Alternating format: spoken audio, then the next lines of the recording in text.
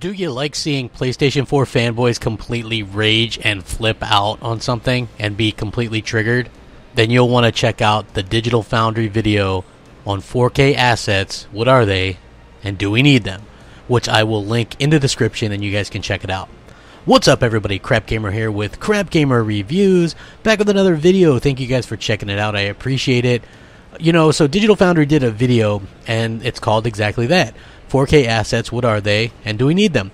And they do a really good job. And here's where the part comes in where some of the PS4 fanboys are going to go, now Crapgamer loves Digital Foundry. But again, if you're intelligent, you'll go back and realize that I've said from a technical standpoint, they do a good job of explaining the technical things. The part that I always have had a problem with is when they let their personal bias come out and try to damage control things for Sony and make things look worse for Microsoft.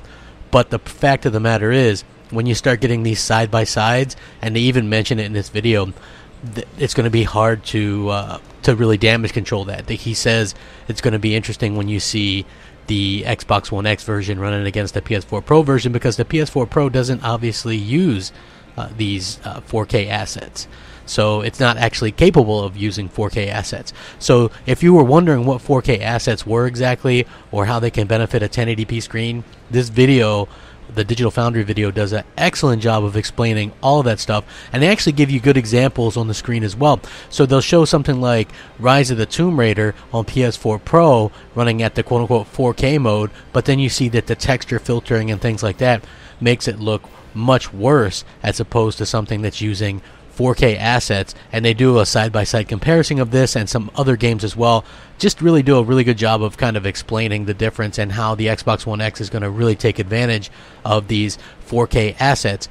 Yes, there's going to be a lot of hurt PS4 owners realizing that their games aren't going to look anywhere near as good as the Xbox One X, but this is something that we've all been talking about for a long time. Regardless of whether or not the Xbox One X hits 4K on every game or half the games, it doesn't matter, because it's going to be hitting a higher base resolution than the PS4 Pro on every game, and they're going to be allowing 4K assets on every game.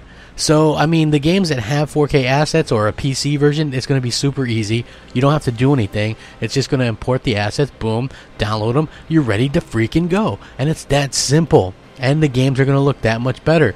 I'm not a person that can really tell resolution that much. Like, for me, it was very difficult to tell resolution on different things. It was like a 1080p to 4K. It wasn't until I got to that 4K that I was able to really kind of tell a difference. So for me personally, I think that the whole resolution thing was kind of nonsense, especially when you're comparing 900p to 1080p. There's literally like zero difference. But now everybody wanted to act like they're a resolution expert, and resolutions are graphics.